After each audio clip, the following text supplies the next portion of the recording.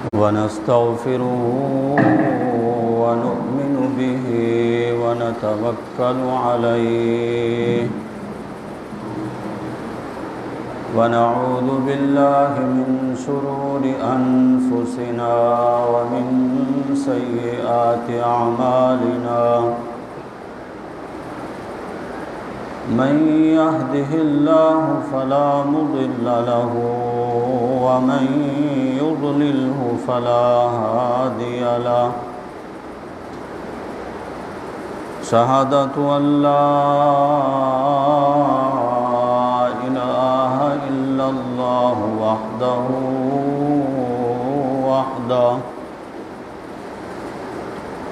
وحده لا شريك له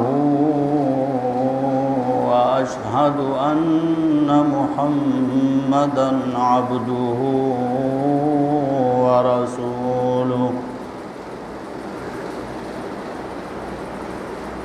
أما بعد فأعوذ بالله من الشيطان الرجيم بسم الله الرحمن الرحيم لقد رضي الله عن المؤمنين إذ يبايعونك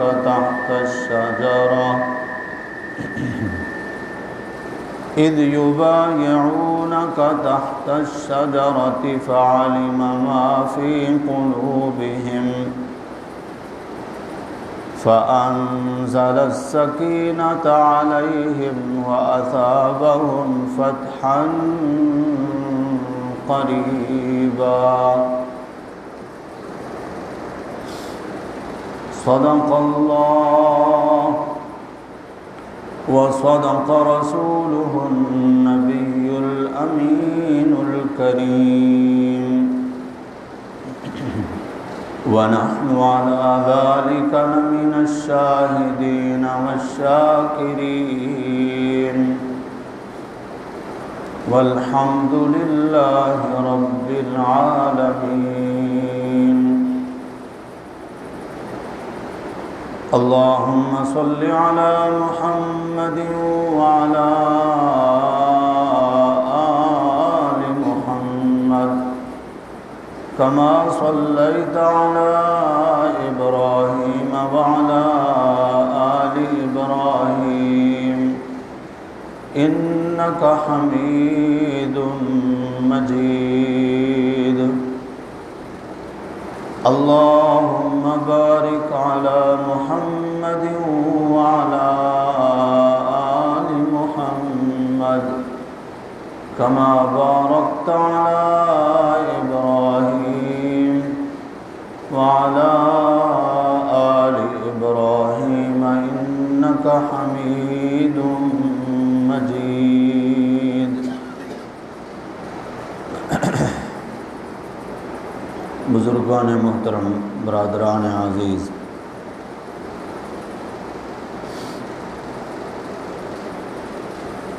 حضور اکرم صلی اللہ علیہ وسلم کے صحبت یافتہ صحابہ کرام میں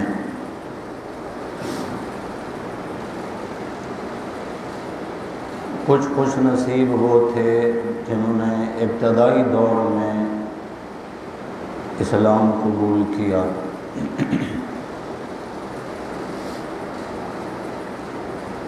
ان کی تعریف اللہ رب العزت نے سورۃ البقرہ میں فرمائی ہے، والسابقون الاولون من المہاجرین والانصار۔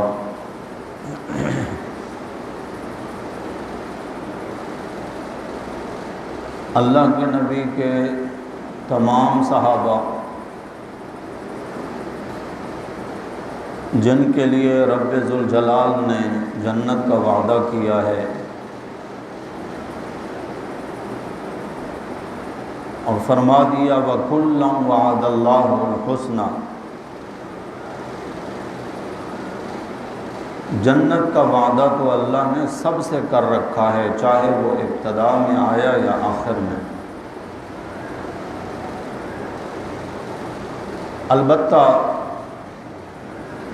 درجات کسی کے اللہ نے بلند کیے، کسی کے اور زیادہ بلند کیے۔ ان میں جو والسابقون الاولون ہیں، سبقت کرنے والے، ابتدائی دور میں ایمان لانے والے، ان کو اللہ نے فضیلت بخشی۔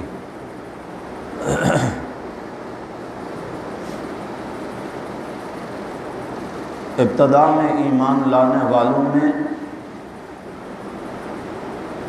سیدنا عثمان غنی رضی اللہ تعالی عنہ بھی ہیں۔ ابھی تک چند افراد ہی مسلمان ہوئے تھے کہ حضرت ابو بکر صدیق رضی اللہ تعالیٰ عنہ کی دعوت پر نبی اکرم صلی اللہ علیہ وسلم کے قریبی رشتہ دار بھی ہیں، حضرت عثمان نے بھی اسلام قبول کیا۔ ان کے چچا نے انہیں بہت سمجھایا کہ نیا دین قبول کیا ہے آپ نے، باپ دادا کا مذہب چھوڑ دیا ہے۔ جب انہوں نے اپنے چچا کی بات نہیں مانی تو پھر انہوں نے ظلم اور تشدد کا راستہ اختیار کیا، رسیوں کے ساتھ باندھ دیا حضرت عثمان کو کہ یہ محمد صلی اللہ علیہ وسلم کے پاس نہ جا سکیں۔ لیکن ہم دیکھتے ہیں میرے نبی صلی اللہ علیہ وسلم کا کلمہ پڑھنے والا کوئی بھی صحابی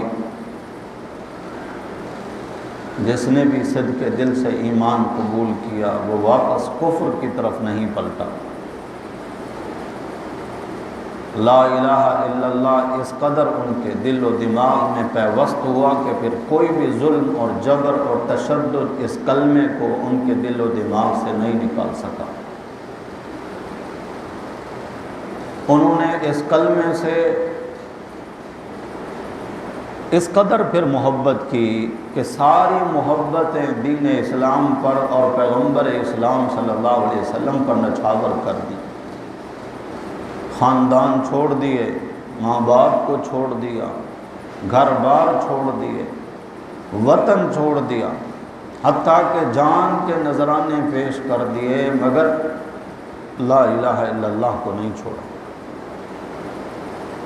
حضرت عثمان بھی اسی طرح اپنی بات میں پکے رہے۔ بعض دفعہ ان کے چچا ایسا کرتے کہ کھجور کی چٹائی میں، تنکوں کے ساتھ بنی چٹائی میں ان کو لپیٹ کے رسیوں سے باندھ کے درختوں کی تنے کے ساتھ باندھ دیتے اور پھر وہاں پر ان کے جسم پر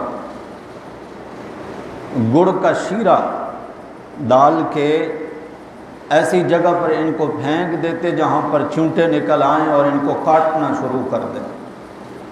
مقصد تو تھا کہ یہ تنگ آئیں گے، بالآخر ہاتھ جوڑ کر کہیں گے کہ مجھے چھوڑ دو، ٹھیک ہے میں واپس باپ دادا کے مذہب پہ آتا ہوں۔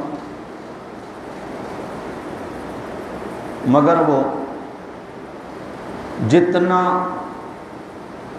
زور لگاتے رہے حضرت عثمان غنی رضی اللہ تعالیٰ عنہ اتنا ہی زیادہ پکے ہوتے گئے۔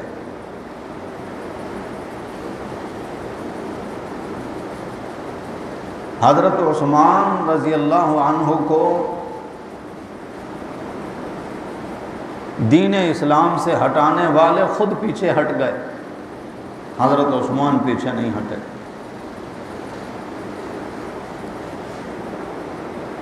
نبی اکرم صلی اللہ علیہ وسلم کے ساتھ کس قدر عقیدت اور محبت ہے حضرت عثمان رضی اللہ تعالیٰ عنہ کو۔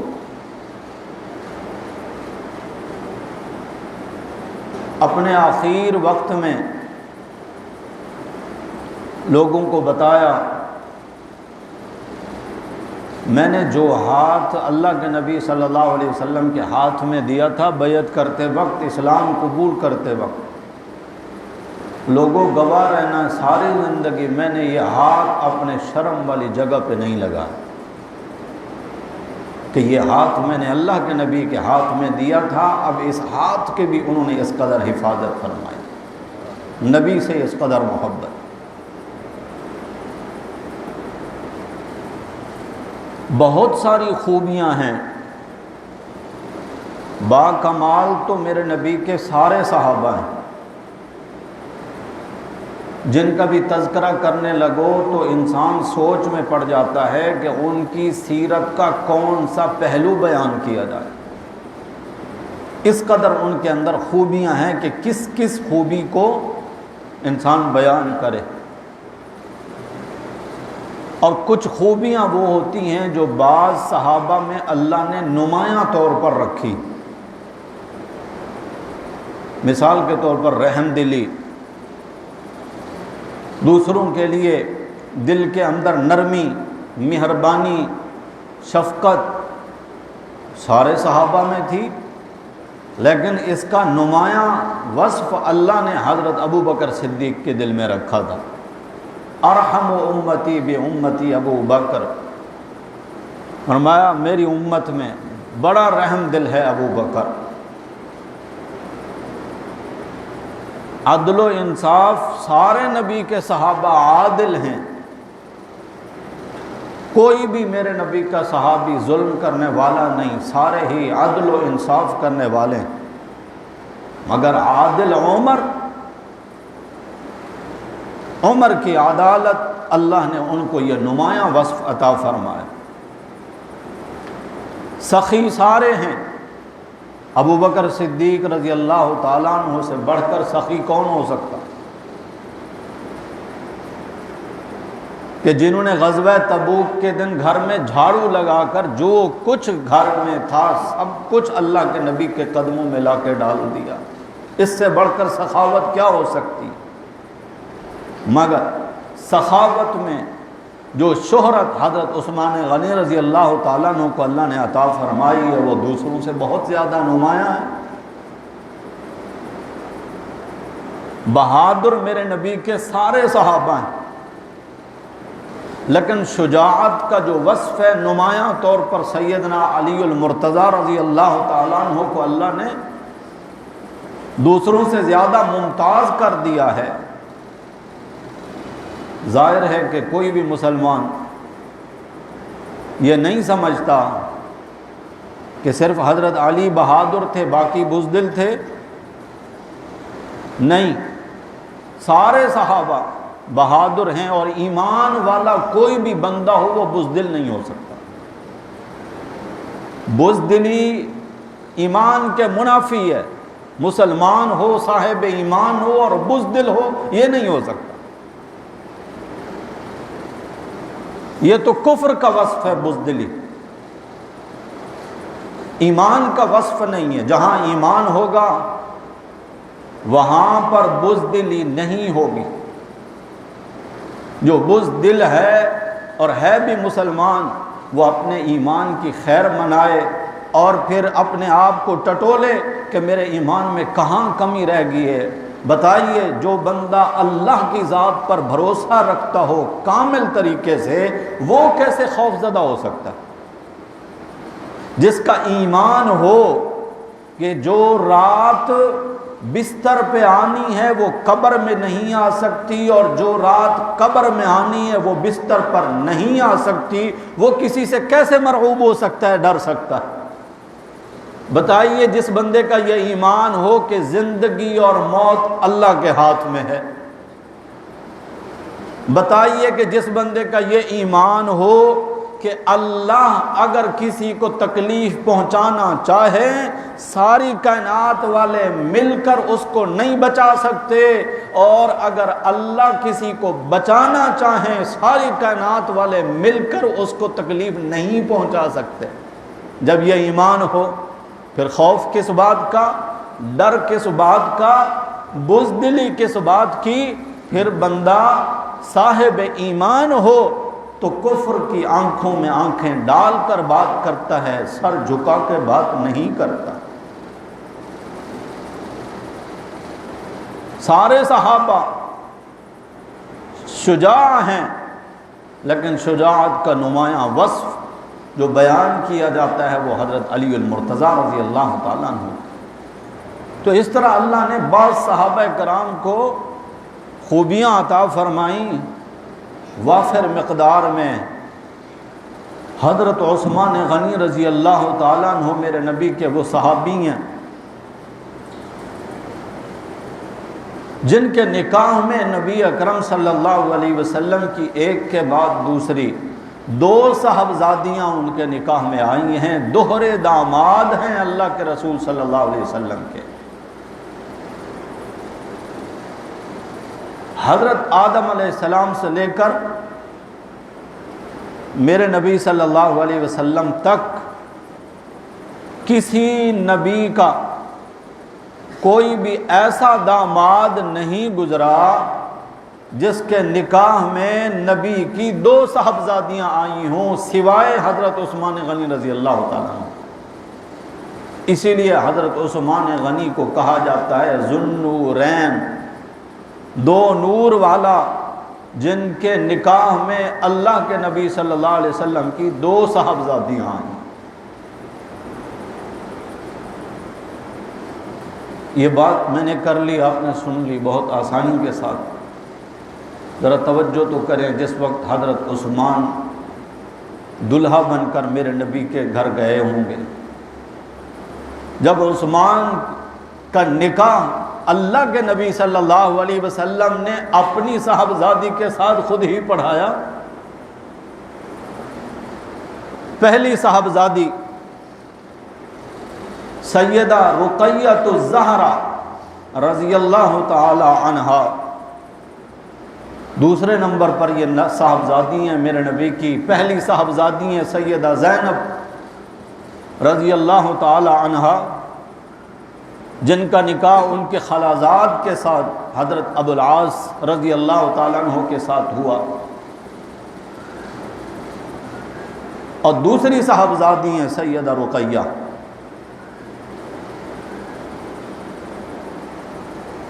غزوہ بدر کے موقع پر یہ بیمار تھیں، نبی اکرم صلی اللہ علیہ وسلم نے حضرت عثمان سے فرمایا تمہاری اہلیہ رقیہ کی تیمارداری کرنے والا کوئی نہیں، آپ ان کے لیے گھر پہ رک جائیں، اللہ تمہیں غزوہ بدر کے شریک جو صحابہ کرام ہیں ان کے اجر و ثواب میں شامل فرمائیں گے، اور مال غنیمت میں جس طرح غازیوں کو حصہ ملے گا عثمان تجھے بھی حصہ ملے گا۔ حضرت عثمان رہ گئے، اللہ نے مسلمانوں کو بدر میں فتح عطا فرمائی۔ حضرت اسامہ بن زید رضی اللہ تعالیٰ عنہ فرماتے ہیں جو بندہ یہ اطلاع لے کر آیا تھا، جسے اللہ کے نبی نے بھیجا تھا کہ جاؤ مدینہ والوں کو خبر دو اللہ نے مسلمانوں کو فتح عطا فرمائی ہے، کفر بھاگ گیا ہے، بڑے بڑے سردار قریش کے مارے گئے۔ حضرت اسامہ کہتے ہیں جب یہ بندہ اطلاع لے کر آیا اس وقت ہم حضرت رقیہ کی تدفین کر کے فارغ ہو رہے تھے، حضرت رقیہ کا انتقال ہو گیا۔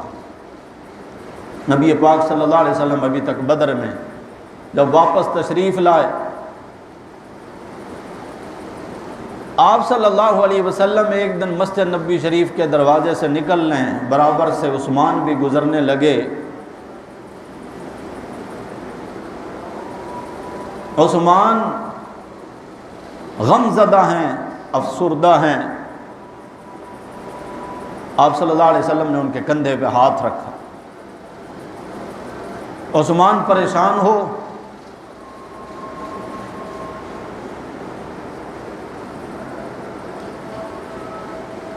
جن کے غم کی کیفیت میں اللہ کے نبی صلی اللہ علیہ وسلم ان کی خیریت دریافت کریں، کندھے پہ ہاتھ رکھ کر اہلیہ کا انتقال ہوا ہے، بیوی اس دنیا سے چلی گئی ہے،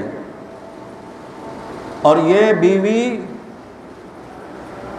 امام الانبیاء صلی اللہ علیہ وسلم کی صاحبزادی ہیں، جنہوں نے حضرت عثمان کے ساتھ مکہ سے حبشہ کی طرف ہجرت کی، پھر دوبارہ مکہ سے مدینہ کی طرف بھی ہجرت کی۔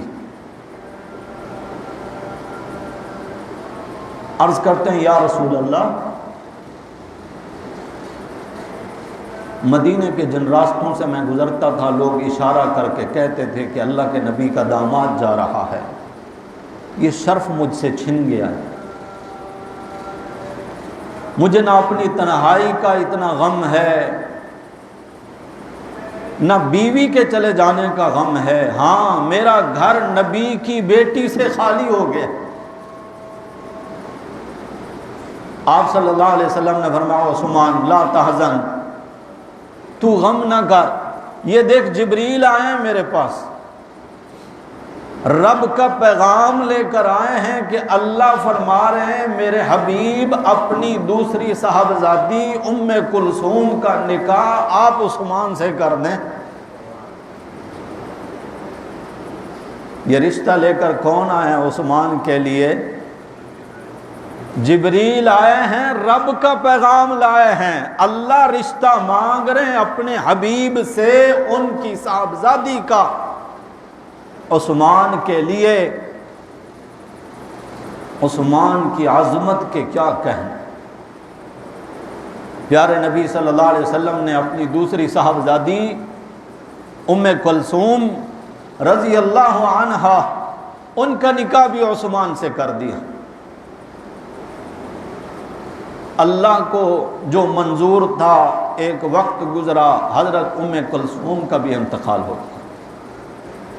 حضرت عثمان پھر غمزدہ رہنے لگے۔ اس موقع پر پیارے نبی صلی اللہ علیہ وسلم نے جو بات ارشاد فرمائی، تمام کتب احادیث اور سیرت اور تاریخ کی کتابوں میں موجود ہے۔ آپ صلی اللہ علیہ وسلم نے فرمایا عثمان کاش میری 40 بیٹیاں بھی ہوتی اور ایک کے بعد دوسری کا انتقال ہو جاتا تو ساری بیٹیاں میں تیرے نکاح میں دیتا۔ کتنا پیار تھا اللہ کے نبی صلی اللہ علیہ وسلم کو عثمان سے، اور عثمان نے میرے نبی کے کلیجے کو کتنا ٹھنڈا رکھا۔ داماد تو وہی اچھا لگتا ہے نا جو ہماری بیٹی کو خوش رکھے۔ عثمان نے کس قدر خوش رکھا اللہ کے نبی صلی اللہ علیہ وسلم کی صاحبزادیوں کو، اور خود اللہ کے نبی صلی اللہ علیہ وسلم ان سے کس قدر خوش تھے، راضی تھے۔ فرمایا یہ تو میری صرف 2 بیٹیاں تیرے نکاح میں آئی ہیں، اگر میری کوئی اور بیٹی ہوتی تو وہ بھی میں تیرے نکاح میں دیتا۔ دوہرے داماد رسول۔ اور آج المیہ یہ ہے کہ اکثر مسلمانوں کو تو نبی کی صاحبزادیوں کی تعداد کا نہیں پتہ کہ اللہ کے نبی کی بیٹیاں کتنی تھیں، کیونکہ یار لوگوں نے عثمان کی شان کو نہ ماننا ہے کہ ہم مانیں گے نہیں، انہوں نے اللہ کے نبی کی 3 بیٹیوں کا ہی انکار کر دیا۔ وہ کہتے ہیں اللہ کے نبی کی صرف ایک ہی بیٹی ہے فاطمہ، باقی 3 صاحبزادیاں وہ کہتے ہیں یہ حضرت خدیجہ رضی اللہ تعالی عنہا کی پہلے شوہر سے اولاد تھی، یہ وہ والی بیٹیاں ہیں۔ ربیبہ رسول ہیں، اللہ کے نبی کی سوتیلی بیٹیاں ہیں، اور حضرت خدیجہ کی پہلے شوہر سے اولاد ہیں۔ یہ بہتان اور الزام اس وجہ سے وہ عائد کرتے ہیں کہ اگر یہ ماننا پڑے ہمیں کہ یہ اللہ کے نبی صلی اللہ علیہ وسلم کی صاحبزادیاں ہیں، پھر تو ماننا پڑے گا کہ عثمان کو کتنا بڑا شرف ملا ہے جن کے نکاح میں اللہ کے نبی کی 2 صاحبزادیاں آئی ہیں۔ انہوں نے بڑا آسان راستہ چنا کہ عثمان کی شان کا انکار بہت آسانی سے ہو سکتا ہے کہ نبی کی بیٹیوں کا ہی انکار کر دو، لیکن کسی کے انکار سے کیا ہے، اللہ کا قرآن گواہی دے رہا ہے، یا ایھا النبی قل لازواجک وبناتک، میرے پیغمبر میرے نبی آپ فرما دیں اپنی بیویوں کو اور اپنی بیٹیوں کو۔ یہ بنات کا جمع کا صیغہ ہے، جمع کا صیغہ کم از کم 3 افراد پہ آتا ہے۔ جمع کا صیغہ بول کر 3 تو اللہ نے منوا دی ہیں، 3 تو مان لے قرآن کی زبانی، 4 اللہ کے نبی صلی اللہ علیہ وسلم کے فرمان کے زبانی ماننا پڑے گا کہ نبی اکرم صلی اللہ علیہ وسلم دعا دے رہے ہیں سیدہ خدیجہ رضی اللہ تعالی عنہا کو، اور فرماتے ہیں خدیجہ کے بطن سے اللہ نے مجھے 4 بیٹیاں عطا فرمائیں۔ کتنے مسلمان ہیں جن کو اللہ کے نبی کی 4 بیٹیوں کے نام یاد ہیں اور ترتیب سے کہ بڑی کون ہے، ان سے چھوٹی کون ہے، ان سے چھوٹی کون ہے اور سب سے چھوٹی کون ہے۔ اور ویسے ماشاءاللہ سے، خیر میں آپ کو تو نہیں کہتا کیونکہ آپ تو سارے ماشاءاللہ نمازی ہیں، عموماً مسلمانوں کی کیفیت یہ ہے کہ اگر اداکاراؤں کے نام پوچھیں تو بہت سارے گن کے بتا دیں گے، فلاں ڈرامے کے اندر فلاں فلاں اداکارہ، فلاں فلم کے اندر فلاں فلاں اداکارہ، ان کے نام حفظ ہو چکے ہیں، نبی کی بیٹیوں کے نام نہیں پتہ۔ کڑوی تو نہیں لگتی یہ باتیں؟ یہ جھنجھوڑنے کے لیے ہوتی ہیں کہ فکر پیدا ہو،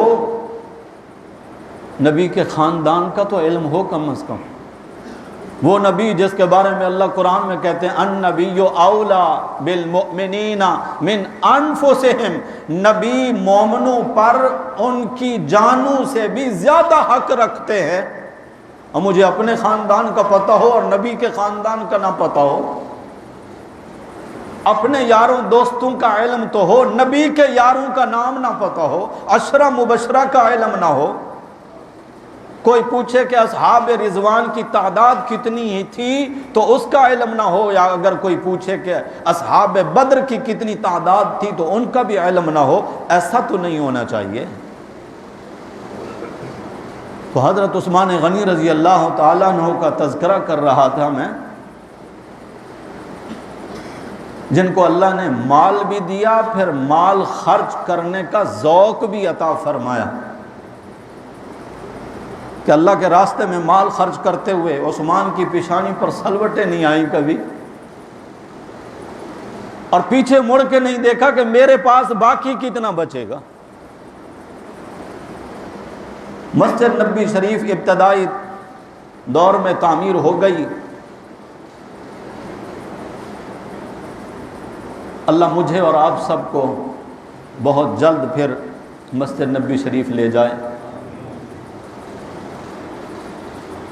آج بھی نشاندہی موجود ہے، تاریخ والوں نے سنبھال کے رکھی ہیں وہ چیزیں، اگرچہ یہ بعد میں بنائی گئی ہے، جدید دور میں بنائی گئی ہے، ستونوں کے ذریعے نشاندہی کر دی ہے کہ سب سے پہلے جب تعمیر ہوئی تھی تو یہ کتنی تھی، پھر جب اس کی پہلی بار توسیع ہوئی تو پھر کتنا بڑھی، پھر آگے کتنا بڑھی، اس کی نشاندہی بھی آج تک موجود ہے۔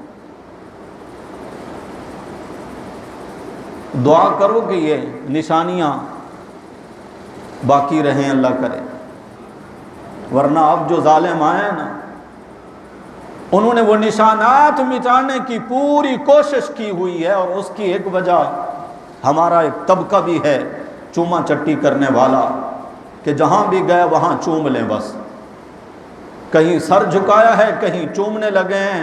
ان لوگوں نے دیکھا کہ یہ لوگ تو نبی کی یادگاروں کو چومنے لگے ہیں، چومنے کی جگہ تو حجر اسود تھی، اللہ کے گھر کو بھی نہیں چوما جا سکتا، چومنے کی ایک ہی جگہ ہے جسے اللہ کے نبی صلی اللہ علیہ وسلم نے چوم کر بتا دیا کہ جب چومنے کی بات آئے بوسہ دینا ہو حجر اسود کو دینا ہے، کعبہ کو بھی نہیں دے سکتے۔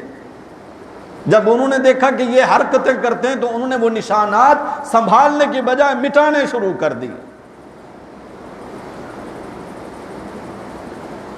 ورنہ ہم جو بعد کے لوگ ہیں، صدیوں بعد ہم پیدا ہوئے ہیں، ہمارے تو دل کے سکون کے لیے، آنکھوں کی ٹھنڈک کے لیے صرف ان جگہوں کا دیکھ لینا بھی بہت سارا سرور کا سامان ہوتا ہے، اور دل کے تسلی کا سامان ہوتا ہے کہ وہ یادگاریں بھی ہم دیکھ آئے ہیں جہاں اللہ کے نبی رہا کرتے تھے، جہاں اللہ کے نبی کے اصحاب رہا کرتے تھے۔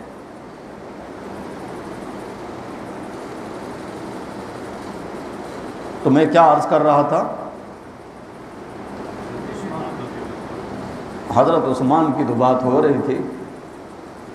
حضرت عثمان غنی رضی اللہ تعالیٰ عنہ اللہ کے نبی صلی اللہ علیہ وسلم کے سخی صحابہ میں سے بڑا نمایاں نام ہے حضرت عثمان غنی رضی اللہ تعالیٰ عنہ کا۔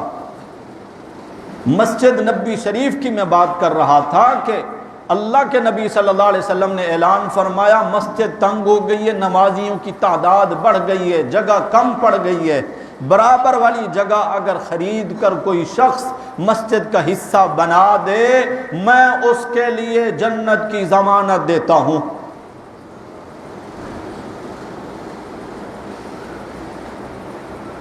حضرت عثمان غنی رضی اللہ تعالیٰ عنہ فوراً کھڑے ہوئے، عرض کرتے ہیں یا رسول اللہ مالک سے بات کریں، جتنی بھی قیمت ہے وہ آپ مجھ سے لے لیں، اس کو مسجد کا حصہ بنا دیں، تعمیری خرچ بھی میں دوں گا، کسی اور صحابی کو اس ثواب میں شریک نہیں کرنا، کیونکہ مجھے آپ کے ذریعے جنت کی ضمانت ملی۔ ضمانت کیا ہوتی؟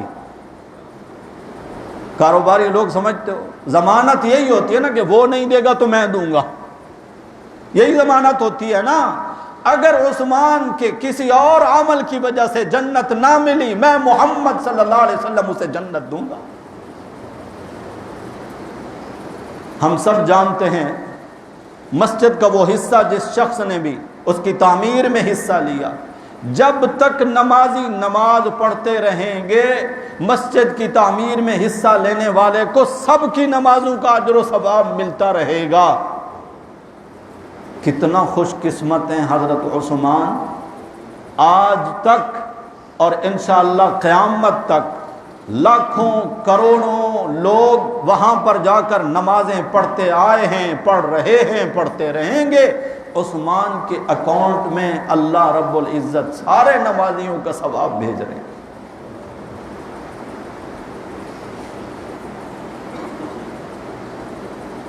اتنی سخاوت، یہ نہیں پوچھا کہ قیمت کتنی ہے، قیمت کتنی ہے، اور یہ اللہ کی توفیق سے ہوتا ہے، انسان کا اپنا کوئی کمال نہیں۔ بڑے بڑے مالدار پیچھے رہ جاتے ہیں، غریب کو، جس کے پاس تھوڑا مال ہوتا ہے اللہ اسی کو توفیق عطا فرما دیتے ہیں۔ ہمارے علاقے میں اسکول کا ایک ماسٹر تھا، ریٹائر ہوا، وہ جو پیسے ملتے ہیں اتنے پیسے تھے کہ یا وہ حج کرتا یا کسی اور کام میں لگاتا، دو کام نہیں ہو سکتے تھے کہ حج بھی کرے اور پیسہ بھی بچے۔ تو اس نے کہا کہ میں مسجد بنوا دیتا ہوں، میں چلا جاؤں گا، مسجد باقی رہے گی، میرا ثواب جس دن مسجد تعمیر کراؤں گا اس وقت سے لے کر قیامت تک ملتا رہے گا۔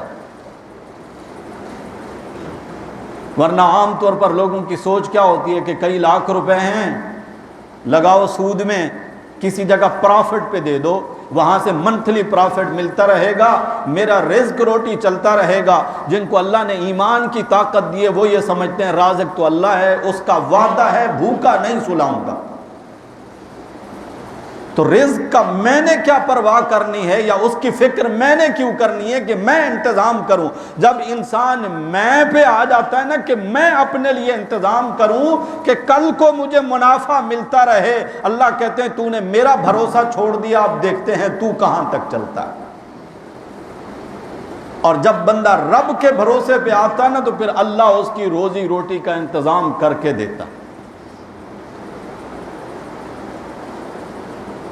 غزوہ تبوک کے موقع پر آپ صلی اللہ علیہ وسلم نے مجاہدین کے لیے جہاد کے چندے کا اعلان فرمایا۔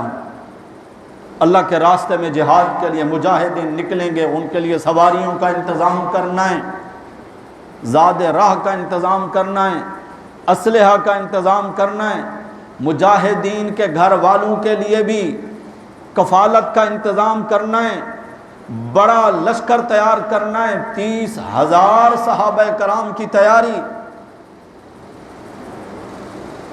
صاحب ثروت لوگوں اللہ کے راستے میں چندہ دو۔ کس کے لیے؟ کس کے لیے چندہ مانگا؟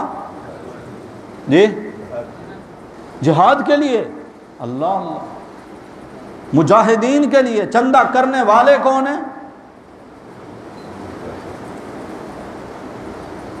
اللہ کے نبی صلی اللہ علیہ وسلم مجاہدین کے لیے چندہ مانگ رہے ہیں۔ آپ کے ملک میں، آپ کے معاشرے میں یہ ایک جرم بن گیا، جرم۔ جہاد کا نام لینا جرم، مجاہدین کی سپورٹ کرنا جرم، ان کے لیے چندہ کرنا جرم۔ ہاں باقی جو مرضی آئے کرتے رہو، کوئی پوچھنے والا نہیں، لیکن ان کاموں کے لیے بڑی سختی ہے۔ نبی کے ماننے والوں کو پتہ ہے کہ مجاہدین کے لیے اللہ کے نبی صلی اللہ علیہ وسلم نے چندہ کیا، اور دینے والے عثمان کھڑے ہوئے، یا رسول اللہ 100 اونٹ میں دوں گا۔ مطلب کیا تھا؟ 100 مجاہد کا سامان، سواری، اسلحہ، کھانا پینا سب میرے ذمہ۔ میں بارک اللہ، اللہ تیرے مال میں برکت دے۔ پھر آپ صلی اللہ علیہ وسلم نے دوسری طرف رخ فرمایا، کیونکہ میں نے بتایا نا تعداد بڑی ہے۔ حضرت عثمان پھر کھڑے ہوئے، یا رسول اللہ 100 اونٹ مزید میری طرف سے، بمائے سامان کے، اسلحہ کے، کھانے پینے کے، راشن کے۔ آپ صلی اللہ علیہ وسلم نے دعا دی عثمان کو، پھر ترغیب دی، عثمان پھر کھڑے ہوئے، حتیٰ کہ 900 اونٹ عثمان کی طرف سے، اور 100 گھوڑے۔ جب اتنی بڑی مقدار میں حضرت عثمان نے اپنی سخاوت کا اعلان کیا نا، تو آپ صلی اللہ علیہ وسلم نے منع فرما دیا، اب دوبارہ کھڑے نہیں ہونا، اب دوبارہ کھڑے نہیں ہونا۔ تو حضرت عثمان چپکے سے یہاں سے اٹھے، گھر چلے گئے۔ 1000 اشرفیاں، سونے کے سکے، جن کا وزن ترازو میں آج کے جدید دور کے کلو گرام سے آپ کریں تو 5.5 کلو سونے سے بھی زائد وزن بنتا ہے۔ بنائیے اس کی کلو، تولہ نہیں کہہ رہا ہوں، 1 تولہ سونے کی قیمت، اور پھر 5.5 کلو سونے کی قیمت۔ وہ سونے کی اشرفیاں لے کر عثمان لے کر آئیں، کیونکہ حضور نے تو اونٹوں کی صدقے کے لیے اور مجاہدین کے لیے وقف کرنے سے منع فرمایا تھا، اشرفیوں سے تو منع نہیں فرمایا تھا۔ عثمان نے تو مزید دینا تھا، لے کر آئے، اللہ کے نبی صلی اللہ علیہ وسلم کے پاس جھولی میں ڈالے ہوئے ہیں۔ آپ صلی اللہ علیہ وسلم نے بھی جھولی پھیلا لی، میرے نبی کی مبارک جھولی میں ڈالے نا سونے کے سکے، اور وہ آپس میں لگے، بجنے لگے۔ آپ حضرت غالباً سامورا رضی اللہ تعالیٰ عنہ اس حدیث کے راوی ہیں، وہ فرماتے ہیں میں دیکھ رہا تھا اللہ کے نبی صلی اللہ علیہ وسلم وہ اشرفیاں ایک ہاتھ میں لیتے، پھر دوسرے ہاتھ پہ ڈالتے، پھر یوں ڈالتے، پھر یوں ڈالتے، اور ساتھ میں کیا فرما رہے ہیں؟ ما ضر عثمان ما عامل بعد اليوم، عثمان کے لیے کوئی نقصان نہیں، آج کے بعد اگر عثمان کوئی بھی نیکی نہ کرے اس کے لیے کوئی نقصان نہیں۔ دعائیں دیں اللہ کے نبی صلی اللہ علیہ وسلم نے، عثمان نے مال دیا، اللہ کے نبی صلی اللہ علیہ وسلم کی جھولی میں لا ڈالا۔ مدینہ منورہ میں جب ہجرت کر کے مسلمان آئے، سارے جو کنویں ہیں ان کا پانی کھارا ہے، کڑوا ہے، استعمال کے قابل نہیں۔ ایک کنواں ہے جو ایک یہودی کی ملکیت ہے، یہودی اس کا مالک ہے، وہ پانی بیچتا ہے مسلمانوں کے لیے۔ ہفتے میں اس نے صرف 1 دن مقرر کیا کہ مسلمان صرف اس دن پانی بھر سکتے ہیں، اس کے علاوہ نہیں بھر سکتے، وہ بھی پیسوں کے ساتھ۔ حضور اکرم صلی اللہ علیہ وسلم نے دیکھا صحابہ کی تعداد بڑھی، مکہ سے اکثر صحابہ کرام ہجرت کر کے یہاں تشریف لائے، مسلمان اور اسلام کا حلقہ بڑھنے لگا، اور دن ایک ہے، باری باری پانی بھرتے ہوئے ٹائم گزر جاتا، باقی دنوں میں بھر نہیں سکتے۔ انشاءاللہ زندگی باقی۔ حضرت عثمان غنی رضی اللہ تعالیٰ عنہ کا ذکر خیر اس لیے شروع کیا تھا، 18 ذی الحجہ آپ رضی اللہ تعالیٰ عنہ کی شہادت کا دن ہے، آج 15 ذی الحجہ ہے۔ مناسب سمجھا کہ اس موقع کو غنیمت سمجھتے ہوئے آپ رضی اللہ تعالیٰ عنہ کا ذکر خیر کیا جائے۔ ان کی شان اور عظمت تو اتنی اونچی ہے، وہ ہمارے بیان کرنے کی محتاج ہی نہیں، البتہ یہ ہماری سعادت ہے کہ ہماری زبانوں پر بھی ان کے تذکرے ہوں۔ اللہ کرے کہ ہمارا حشر اللہ ان مقدس نفوس کے ساتھ کرے قیامت کے دن۔ آئندہ جمعہ بھی اسی پر بات کریں گے۔ آخر دعوانا الحمدللہ رب العالمین۔